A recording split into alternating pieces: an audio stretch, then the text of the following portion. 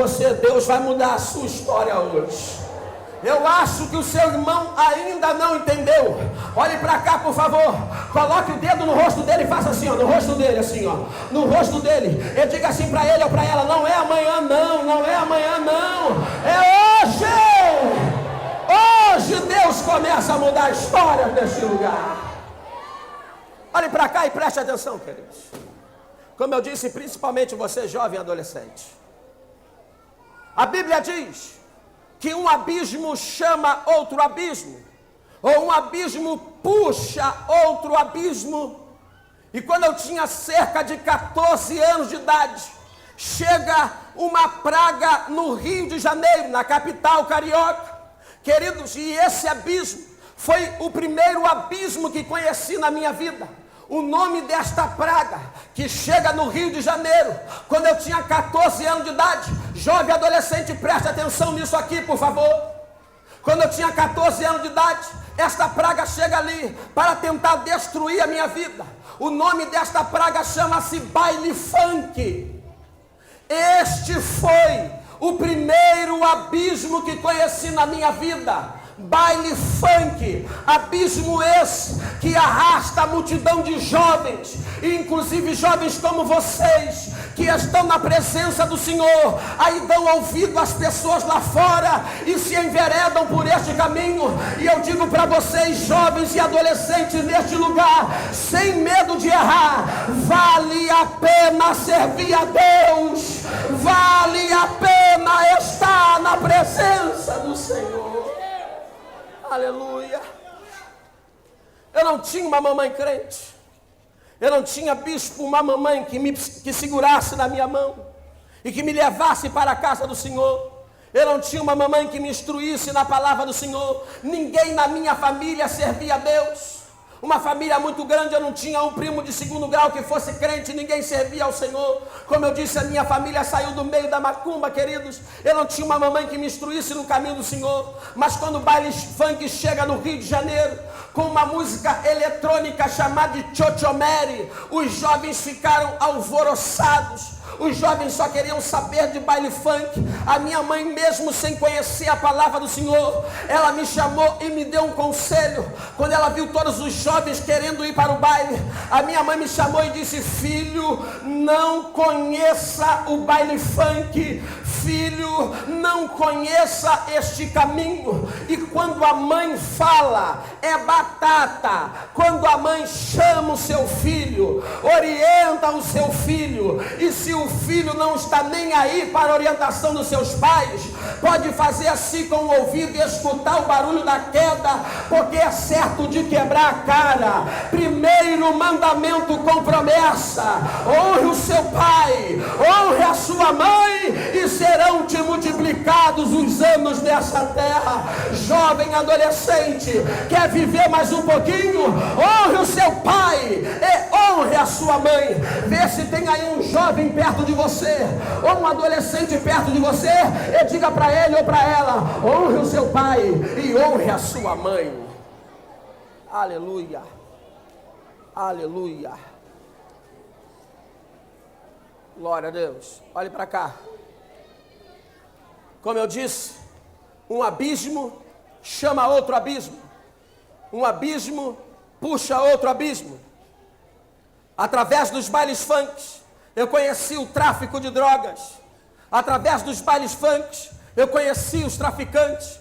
Agora, irmãos, aquele adolescente que tinha uma vida tranquila, porque até os 14 anos a minha vida era uma vida normal, era uma vida de um adolescente qualquer, jogava futebol na praça, soltava pipa, aqui se diz papagaio, não é isso? Soltava papagaio, jogava bola de gude, é bola de gude que fala aqui em Manaus, é bola de gude, bispo, é bola de gude, enfim, jogava bola de gude, uma vida de um adolescente normal até os 14 anos de idade. O baile funk chega no Rio de Janeiro, eu desobedeci a minha mãe, conheço o baile funk, através dos baile funks, os traficantes. Agora, aquela vida normal, daquele adolescente normal, vira de ponta cabeça. Eu vou resumir bastante coisa hoje, irmãos, até porque eu quero orar por você, porque eu sei que Deus vai fazer coisas grandes, Deus vai fazer milagre na tua vida hoje.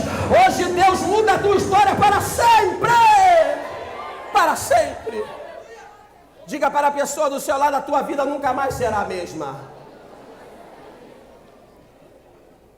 Com 16 anos de idade, querido, 16 anos, olhe para cá, eu já era conhecido dentro do meu bairro como um adolescente perverso, como um adolescente que não valia nada. Um ano e pouquinho depois de conhecer o baile funk, a minha vida já estava completamente arruinada, desgraçada. E quando eu digo desgraçada, é desgraçada mesmo, porque vida desgraçada é uma vida que não está debaixo da graça do Deus Todo-Poderoso. E eu não queria estar debaixo da graça desse Deus, mas aonde eu ia, aonde eu andava, eu encontrava alguém que tinha coragem e me dizia: jovem, Jesus Cristo tem uma grande obra na sua vida.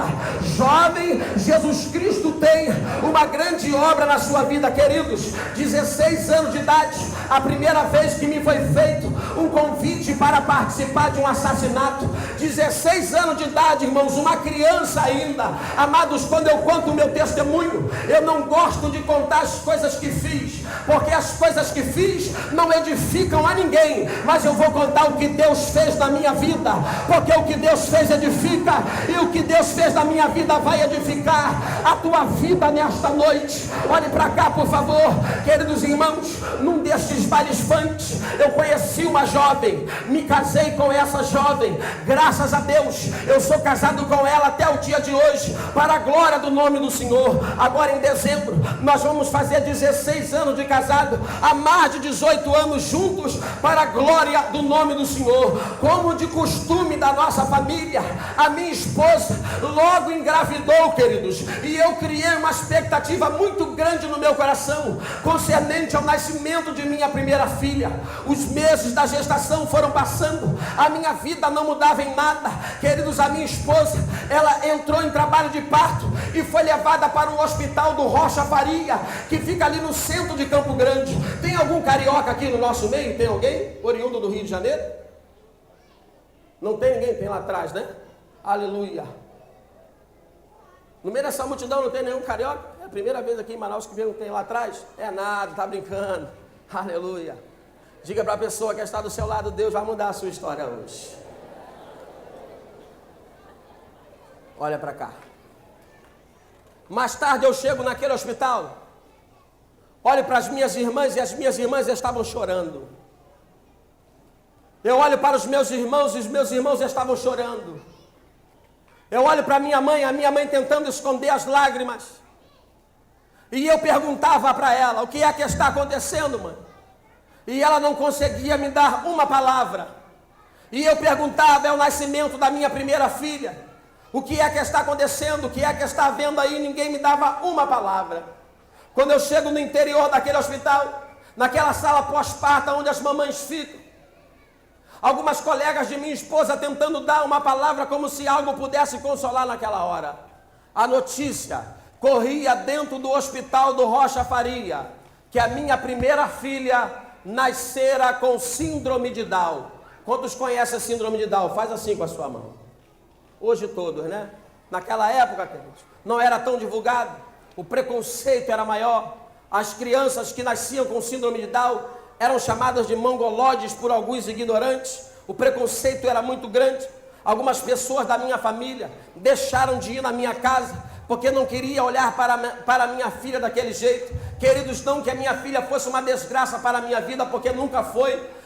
Mas havia naquela época, como eu disse, muitas desgraças na minha vida. E por mais espiritual que uma pessoa seja, ninguém nunca está preparado para receber uma notícia como essa. E essa notícia surge na minha vida como se fosse uma bomba atômica. E eu, que já era um jovem perverso, eu comecei a ficar pior, eu comecei a piorar. Queridos, olhe para cá, por favor. Eu entreguei a minha vida nas mãos do Senhor no dia 30 de março de 96. Foi o dia que eu decidi entregar a minha vida nas mãos do Senhor. No dia 28 de março de 96 para o dia 29 de março de 96, ali num baile funk que eu havia ido na sexta-feira, de sexta para sábado. Cheguei naquele baile aproximadamente 11h30 da noite, me divertindo com alguns amigos. E naquela noite, durante aquela madrugada, eu tive uma overdose e fiquei fiquei a madrugada inteira em estado de coma por causa daquela overdose, irmãos. De manhã, quando eu acordei, 29 de março de 96, quando eu me libertei daquele coma, ou Deus me libertou daquele coma, quando eu acordei, irmãos, eu olhei à minha volta, eu estava dentro de uma lata de lixo, literalmente falando, junto com as fezes, o papel, o caco de vidro, o palito de picolé, dentro do lixo, literalmente falando. Dia 29 de março de 96, eu acordei dentro do lixo. Eu não sei se os meus amigos acharam que eu já estava morto e me jogaram ali. Eu acordei dentro do lixo, irmãos, mas a Bíblia diz que do monturo Deus ergue o necessitado e faz ele se assentar entre os príncipes. Oh, bendito seja Deus! Aleluia. Quando eu acordei, o sol batendo no meu rosto, naquela hora eu dei um grito e disse: Deus! Oh, aleluia.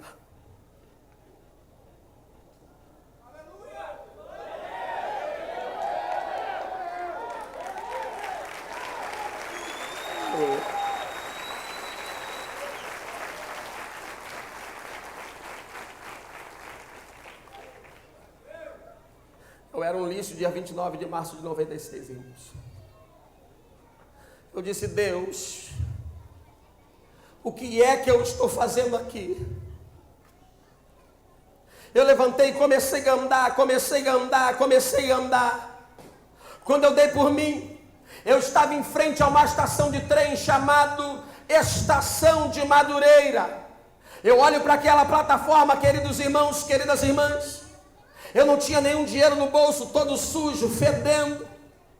Eu olho para aquela plataforma, a única alternativa que eu tinha era pular o muro da linha do trem. Havia algumas grades, mas eu consegui pular o muro daquela linha do trem.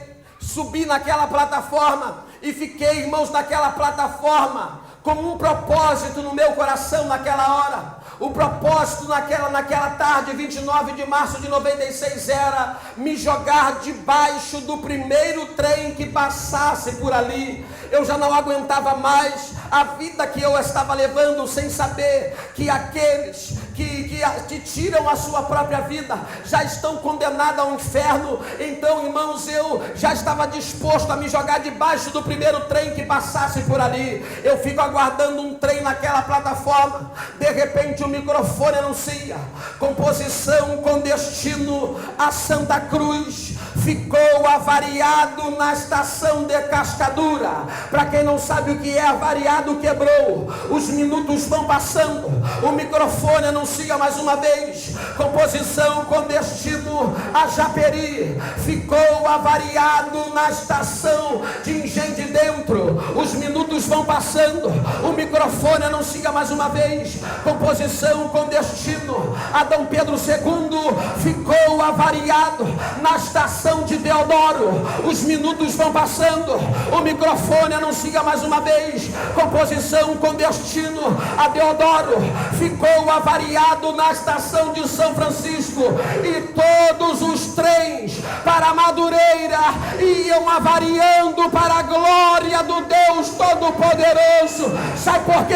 Porque Deus sabia que hoje eu estaria aqui em Manaus, aqui neste auditório, contando o meu testemunho para Deus mudar a história da sua vida para sempre. Aleluia. Aplauda o Senhor.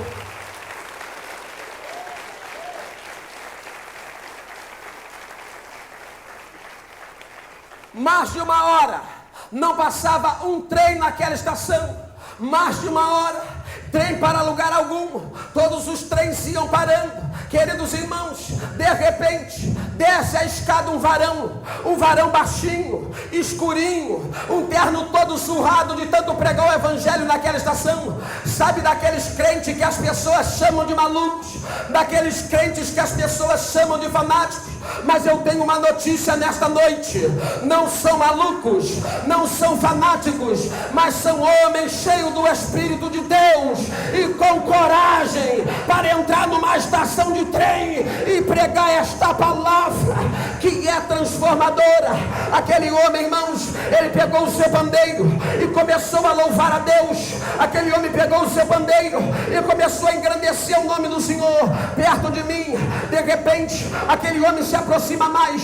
Ele me falou uma coisa que eu não havia entendido. Também respondi alguma coisa para aquele homem, mas era um homem cheio da graça de Deus, era um homem cheio da presença do Senhor. E aquele homem, irmãos, segurando o seu pandeiro, ele olhando para mim diz assim: jovem, você não precisa fazer o que você está pensando, não, jovem.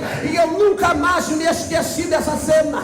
Aquele homem apontando para mim, ele diz assim: jovem, o meu Deus, segundo a sua riqueza, suprirá todas as suas necessidades em glória.